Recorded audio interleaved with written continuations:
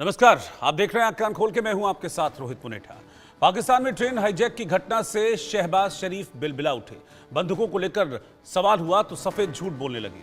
शहबाज शरीफ और पाकिस्तान की सेना ने दावा किया है कि जफर एक्सप्रेस में बलूच लिबरेशन आर्मी ने जिन्हें बंधक बनाया था वो सभी छुड़ा लिए गए हैं। सभी 33 हमलावर मार गिराने का दावा भी पाकिस्तान की तरफ से किया जा रहा है और बल्कि वो तो ये भी कह रहे हैं कि ऑपरेशन खत्म हो चुका है, लेकिन बंधकों की रिहाई की एक भी तस्वीर जारी नहीं की गई। बलूच विद्रोहियों को मारने का दावा किया गया, लेकिन तस्वीर पुरानी जारी की जाती है। शहबाज ने कहा कि सेना को ज्यादा नुकसान नहीं हुआ, लेकिन 150 से ज्यादा ताबूत बता रहे हैं कि बड़ी संख्या में पाकिस्तानी सैनिक मारे गए, कई अस्पतालों में भी भर्ती हैं। इसके अलावा शहबाज शरीफ के दावों की पोल बलूच लिबरेशन आर्मी ने भी खोली है। बीएलए ने कहा है कि उसके पास 150 से ज्यादा पाकिस्तानी सैनिक हैं। उसने सिर्फ महिलाओं, बच्चों और बुजुर्गों को छोड़ा है। सवाल है कि आखिर शहबाज और मुनीर झूठ क्यों बोल रहे हैं।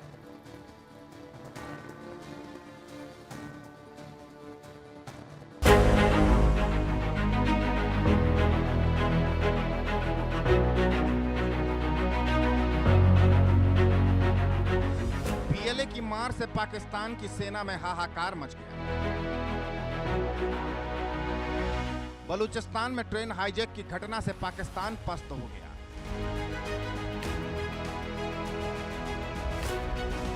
बलूच विद्रोहियों ने शहबाज और मुनीर की नाक में दम कर दिया।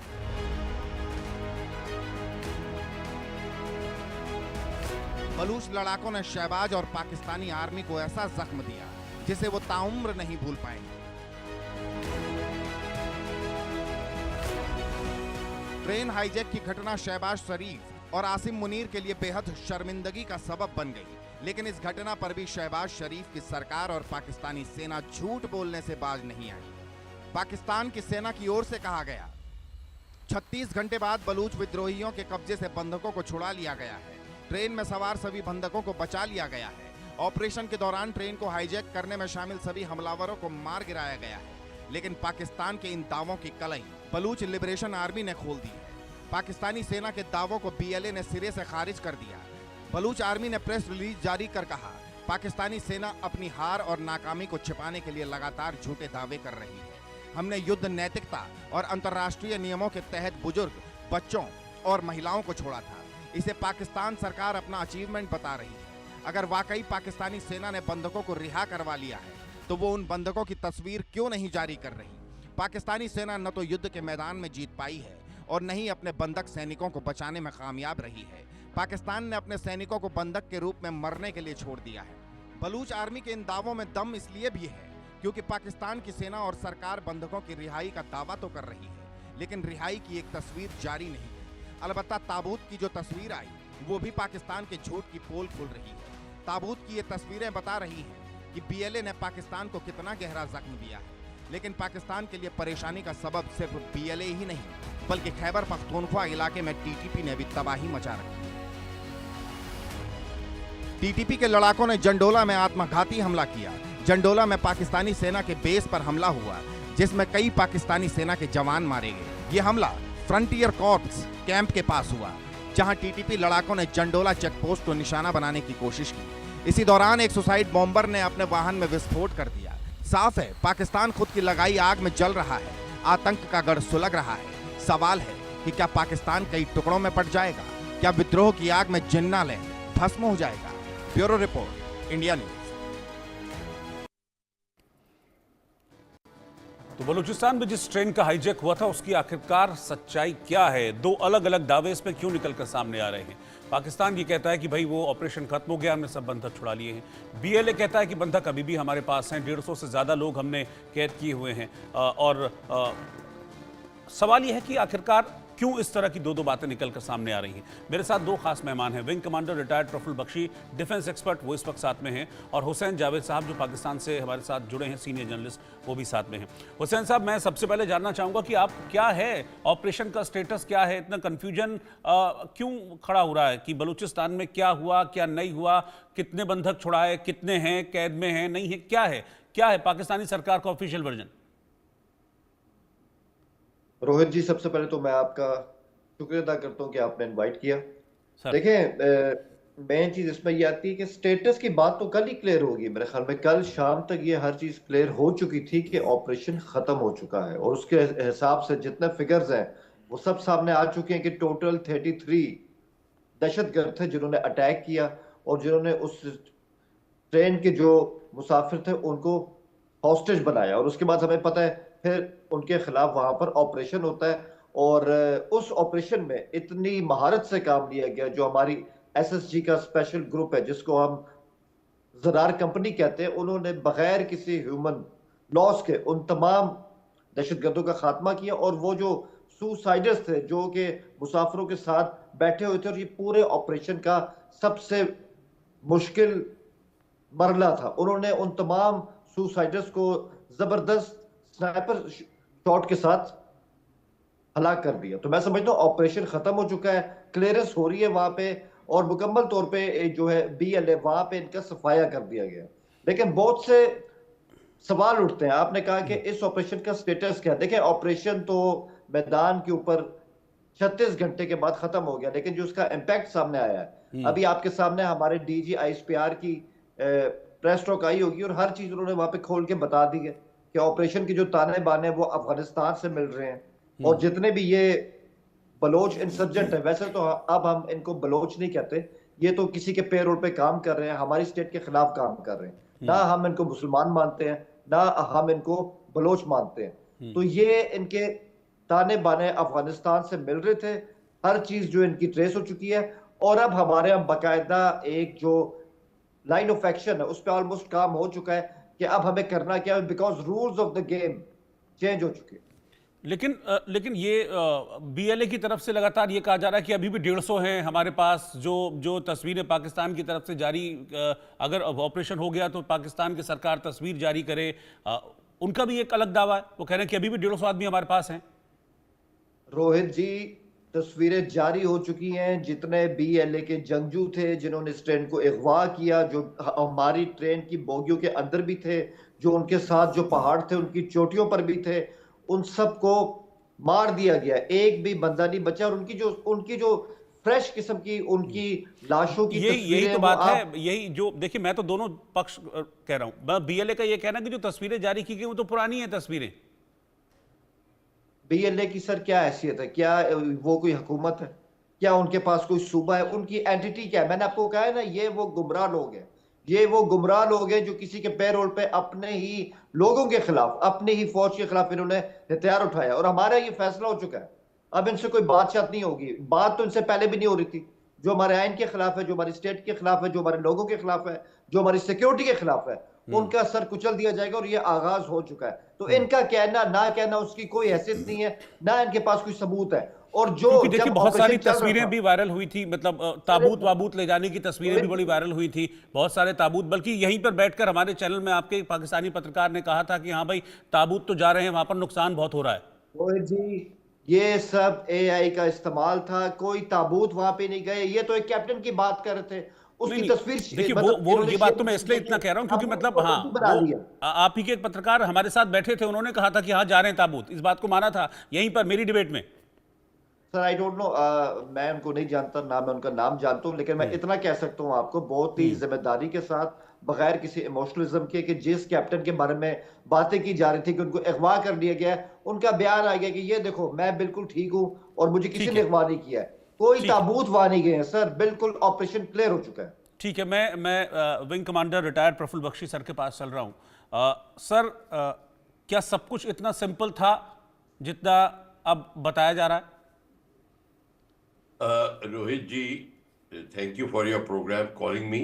सर मैं हुसैन साहब की बात सुन रहा हूं। जी बात सारी ये है कि whenever there is a conflict like this, जी तो सबसे बड़ी कैजुअलिटी होती है the truth and the facts. कोई सच नहीं बताता, सब अपने अपने पॉलिटिकल एंगल से बताने की कोशिश करते हैं। पाकिस्तान का एंगल वो जो है सो है। आपको पता है 1947 से पाकिस्तान ने क्या प्रॉब्लम्स क्रिएट की बलूचिस्तान में अपने लिए, वो भी फैक्ट है। अब वो कहें और पाकिस्तान अगर कहे कि बलोच हमारे अपने ही लोगों को धोखा दे रहे हैं और हम इनको मुसलमान नहीं मान रहे और ये इत्यादि इत्यादि, तो पहले से सुनते आ रहे थे। इनको ट्रीट ही नहीं किया जाता था वैसे। तो we just don't know what the fact is.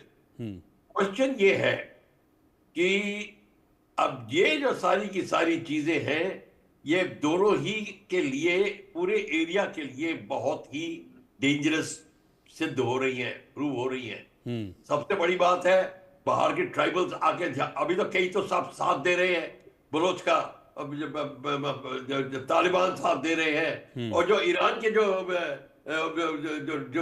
Bloch tribals हैं उनके बॉर्डर के पास में वाले, वो साथ दे रहे हैं। वो साथ इसलिए देते हैं कि लोकल पॉलिटिकल सिचुएशन जिस तरीके से बनती है, उनके लीडर्स कहते हैं वो कभी साथ हो जाते हैं, कभी आगे अलग हो जाते हैं, इनका अपहीवल चलता रहेगा। और यहाँ पे सिक्योरिटी प्रॉब्लम जो इम्बैलेंस है वो क्रिएट हो रही है।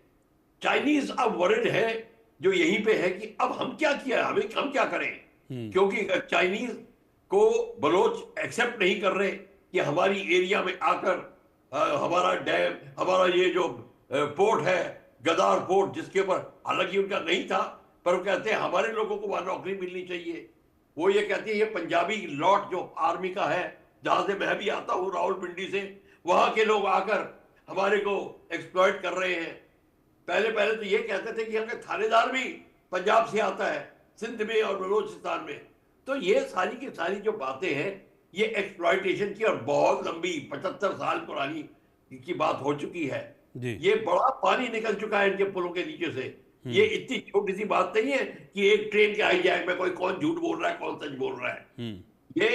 ये बात मानी की है कि यहां ट्रेन का हाईजैक हुआ है, और ट्रेन का अगर हाईजैक हुआ है, एक इतनी बड़ी फौज पाकिस्तान अपने ही एरिया में अगर उनका हाईजैक हो गया, मैं मानता हूं अटैक करके निकल गए, ठीक है, लोग मर गए, 30-40 लोग मर गए, मैं वो मान सकता हूं, पर हाईजैक करना, बंदी बनाना अपने ही एरिया में, with air force in the air और सब कुछ है, इसका मतलब है somewhere down the line professionalism is missing, intelligence is missing.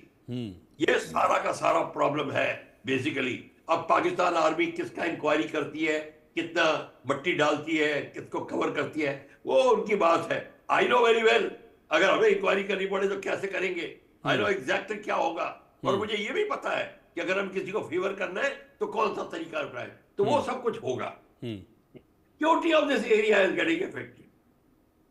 अब हमको बार बार कोई जादुई डंडा नहीं है कि हम कभी कि ये हमारे पास जादू का कैमरा है बता दे कि ये बलोच यहाँ पे पाकिस्तानियों को लेके बैठे हुए हैं, ये कोई नहीं बता सकता। चाहे आप टीवी से भी तस्वीरें ले लो, शायद पता चल जाए, पर मेरे को नहीं लगता, क्योंकि जिस सिचुएशन में है, तो ये अपने आप में एक सिचुएशन है which is a law and order situation gone out of hand because of lack of professionalism and because of motivation and intelligence। और इसीलिए नॉर्मल पाकिस्तानी सोल्जर जो है, अब बलूचिस्तान में पोस्टिंग या कहीं ड्यूटी लगती है, वो रिजेंट करता है, वो नहीं जाना चाहता। क्यों? तो इसलिए कि वहां पे अब लोग अपना नहीं समझते, वो नहीं अपना उनको समझते, वो उनको अपना नहीं समझते। At the moment Pakistan is heading for balkanisation, heading for, अपने को बचा सकते हैं, बचाना चाहे तो बचा सकते हैं। उसमें ये नहीं कहता कि ये होके रहेगा, मैं ये ऊपर ये नहीं कह रहा कि भगवान ने, अल्लाह ने या किसी ने ये डिक्टम दिया है, नहीं, they are heading for disaster. अगर ये इसको डिजास्टर को ठीक करना है तो उनको बड़े सुधार लाने पड़ेंगे। ये जो रिलीजियस डिफरेंसेस होते हैं ना पनेरा साहब, ये सबसे ज्यादा बड़ी बीमारी होती है। ये रिलीजियस डिफरेंसेस जो मन में एक बार पैदा हो जाए, मन एक ऐसा कीड़ा है जिसको कोई कंट्रोल नहीं कर सकता। अब क्या हो गया तो वो ये कहेगा मैं ही प्योर मुसलमान हूं, ये सारे मुसलमान ही नहीं है। ये ऐसा कहने की, जैसे बंगालियों को कहते थे 71 से पहले कि हम इनकी नस्ल बदल देंगे, ये मुसलमान नहीं है। तो ये सब बातें जो है ये भड़काती है और आपको देती है, और फिर उसके बाद सच छुप जाता है। तो इस समय हमारे पास स्थिति बड़ी नाजुक है, समझदार लोग हैं। अब हुसैन साहब आए, ये they are big reporters and correspondents, इनको सच्चाई को बचाना है तो उनको फिर एक अभियान लेना पड़ेगा, एक जिसको कहते हैं रिस्पॉन्सिबिलिटी लेनी पड़ेगी कुछ करने के लिए। नहीं तो अगर आपने उनका गेम खेला आईएसपीआर का, आईएसपीआर देखिए, आईएसपीआर को देखना है कि किस तरीके से आर्मी सत्ता में रहे, क्योंकि पाकिस्तान कि army 85% of the army country की तिजारत को संभाल रही है। छोटी से छोटी चीज एयर होस्टेस की ट्रेनिंग को तक में इनका बड़ी हाथ होता है, बड़े से बड़े प्रोजेक्ट को लेकर। तो आप सोच लीजिए, यहाँ पे जो सोने के अंडा देने वाली मुर्गी को कोई नहीं काटता। ये सत्ता से जाएंगे नहीं, कश्मीर का मुद्दा अलाइव करके रखेंगे। क्यों? ताकि ये सत्ता में रहे। तो ये सारी के सारे पाकिस्तानी पब्लिक, अब बाय द वे मैं पब्लिक की बात कर रहा हूं, पाकिस्तान का यूथ नहीं चाहता ये सब कुछ हो, ना कश्मीर चाहता है, ना इंडिया पाकिस्तान डिफरेंसेस चाहता है। वो चाहता है फैलसूफिया है, हम बॉम्बे जाए, अब वो यहाँ पे आए, हम कराची बॉम्बे में एक्सचेंज करते रहे, education programmes, cultural programmes, sports, ये सारी की सारी चीजें चाहते हैं। ये कोई बकवास नहीं चाहता जो चल रहा है बिटवीन इंडिया एंड पाकिस्तान। पर इसमें लोगों का पैसा बन रहा है, अब आर्मामेंट बिक रहे हैं। अमेरिका बड़ा खुश है।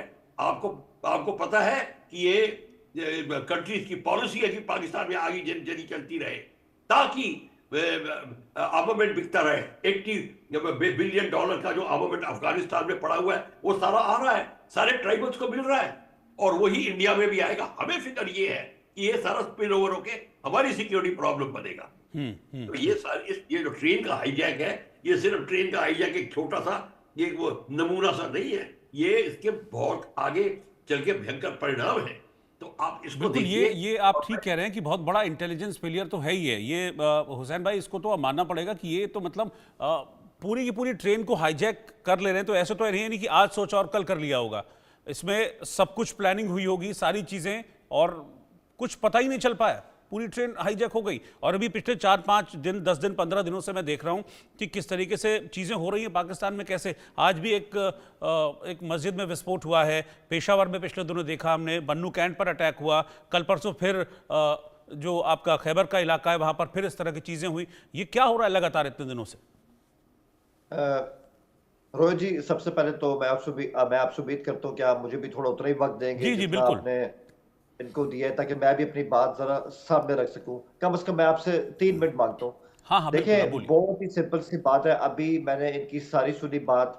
आई थिंक सर को आइडिया नहीं है बलूचिस्तान की ज्योग्राफी का, उसकी टोपोग्राफी का।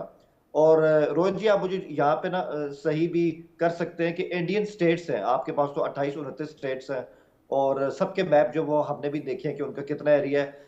अगर मैं गलत हूं तो मुझे सही कीजिएगा। हमारा जो बलूचिस्तान है, शायद इसका जो साइज है ना, वो इंडिया की शायद कोई स्टेट मैच नहीं करती, या एक आध होगी जो इसके साइज के इक्वल होगी, अगर मैं इस पे गलत नहीं हूं। और आबादी बहुत कम है, आबादी इतनी कम है इस पूरे सूबे की जितना हमारा लाहौर शहर है, उससे भी आधी आबादी है। और इस तरह का जब टेरेन होता है यहाँ पे, आपके लिए आसान नहीं होता कि आप चप्पे चप्पे पे निगाह रखें। ये मैं आपसे बिल्कुल एक सच्ची बात कर रहा हूं, मैं इसमें कोई आपसे कोई और चीज नहीं कह रहा। तो बहुत ज्यादा मुश्किल होता है, लिहाजा इस तरह का फायदा इन्होंने उठाया। और ये बाकायदा इन दहशतगर्दों की प्लानिंग थी, इनके जो हैंडलर्स हैं अफगानिस्तान में थे। और मैं आपको बताऊं, 71,000 इस तरह के जो BLA के लोग हैं, इनको अफगानिस्तान में सेफ हेवन्स मिले हैं। 71,000, 43,000 TTP के लोग हैं जिनको अफगानिस्तान में सेफ हेवन मिले हैं। इनकी हैंडलिंग वहां होती है, इनकी प्लानिंग वहां पर होती है, इनको फाइनेंस वहां पर किया जाता है। तो इनका बहुत ही एक कोऑर्डिनेटेड किस्म का नेटवर्क है। इनको आप ये मत समझे कि पहाड़ पे रहते हैं और वहां से आते हैं और इस तरह कुछ कर लेते हैं। तो ये बात पहले यहाँ पे सही होनी चाहिए। दूसरी बात है, मैं आपको बताऊं, अभी सर ने बात की कि पाकिस्तान जो है ये बाल्कनाइजेशन की तरफ जा रही है। सर, आपकी ख्वाहिश हो सकती है, ये आपकी ख्वाहिश हो सकती है, और ख्वाहिश रखना फ्री है, उसमें कोई ऐसी कोई मसला नहीं है, लेकिन ऐसा कुछ होने नहीं वाला। और मैं समझ सकता हूँ कि आपके लिए परेशानी भी है कि इतनी नहीं, लेकिन इस बात को तो आपकी संसद में, इस बात को तो आपकी स्पीकर जो असेंबली है उसमें बोल चुके हैं ना, मौलाना फजलुर रहमान ने इसी बात को तो लेकर चिंता जाहिर की थी कि भाई यही 2 प्रांत हैं जिनमें एक बलूचिस्तान है और खैबर है। ये तो किसी इंडियन ने नहीं कहा, जैसा कि आप कह रहे हैं। तो आप ही के देश के जो है मौलाना फजलुर रहमान है, वो कह रहे थे, और वो तो ये भी कह रहे थे कि शहबाज शरीफ को पता भी नहीं चलेगा, हवा भी नहीं लगेगी और पैर के नीचे से जमीन खिसक जाएगी। उनके कहने से मुराद ये थी कि वो भी इस तरह से वार्न कर रहे थे कि सिचुएशन इन ये जो इलाके आपने बताए हैं हमारे दो सूबे, वहां पे सेंसिटिव सिचुएशन है, तो वहां पे हमें ज्यादा तवज्जो देने की जरूरत है। कहने का मतलब उनका ये था, वो कोई शहबाज हुकूमत के खिलाफ नहीं है और हमारे बहुत ही सिंसियर किस्म के पॉलिटिशियन है फजल रहमान साहब, इसमें कोई शक नहीं है। लेकिन मैं वही बात कहूंगा कि अब हमारे सामने जो हमारी इंटेलिजेंस है, जो हमारी स्टैब्लिशमेंट है, जो हमारी हुकूमत है, स्टेट के जितने भी इंपॉर्टेंट तो सर क्वार्टर्स हैं उनके उनके कहने सामने का चीजें मतलब आ ही यही चुकी था कि उस ओर ध्यान नहीं दिया जा रहा है, इसका उसमें बहुत सारी चीजें आती हैं, सिर्फ ऐसा नहीं कि वो हुकूमत के खिलाफ कह रहे हैं या किसके खिलाफ, वो इन सारी चीजों को पॉइंट टू पॉइंट ही कह रहे थे। मोटी मोटी बात जो उन्होंने कही, अगर उसको हम समझे तो यही था कि आपका इंटेलिजेंस भी वहां पर फेल है, आपकी सेना का वहां पर कुछ जोर चलता नहीं है, और वहां के लोगों के बीच पाकिस्तान की सरकार को लेकर गुस्सा बढ़ता जा रहा है। ये सारी चीजें थी उसमें। रोहित जी, बलूचिस्तान के बारे में मैं आपको इतना ही बताऊंगा कि वहां पर पश्तून आबादी भी होती है, वहां पर जो बलोच आबादी है वो भी होती है, और ये जो आबादी है जो जहाँ से BLA निकलती हैं या इनके साथ जो और भी इस तरह की तंजीमें हैं, ये आपको मिड का जो सूबे के जो बीच का इलाका है, मकरान का इलाका है, ये सिर्फ वहां पर है, ठीक है। लेकिन वही मैंने आपको कहा है कि जो इनको फंडिंग हो रही है, जो उनकी ट्रेनिंग हो रही है, और इनके पीछे फॉरेन हैंड है, सबसे अहम चीज ये है, और मैं आपके सामने खुल के बता रहा हूँ। अब ये किसी को अच्छा लगे या किसी को बुरा लगे, और इस बारे में फैक्ट्स भी हैं। अफगानिस्तान में इन तमाम चीजों की प्लानिंग हुई है और उससे हम बहुत अच्छी तरह निपट लेंगे। लेकिन ये भी अफसोस की बात है कि इंडिया इनके ऊपर अपना हाथ रखता रहा है। ये हमारे सामने पूरी हिस्ट्री है, और हमारे DG ISPR ने आज भी इसके ऊपर अपने जो कंसर्न्स है उनका इजहार भी किया। ये सबसे आसान होता है हुसैन भाई, है ना, किसी भी चीज में आके इंडिया का नाम ले देना। जिस दिन ये बलूचिस्तान में ट्रेन अगवा हुई थी, और उस दिन बख्शी साहब भी मेरे साथ बैठे हुए थे, तो बख्शी साहब, इनका जो एक पत्रकार जुड़े थे, बलूचिस्तान में ट्रेन अगवा हुई थी, तो उनका ये कहना था कि पाकिस्तान की मीडिया से पहले इंडियन मीडिया को जानकारी हो गई। मतलब इतनी बड़ी घटना हो जाती है और ये तंज कस रहे थे उस दिन। जानकारी का मसला नहीं है सर, वो मसला नहीं है। आप भी वहां पर मीडिया के लोग हैं, हम भी हैं, हमारे पास इंफॉर्मेशन तो आ जाती है, आपके पास भी आती है, हमारे पास भी आती है।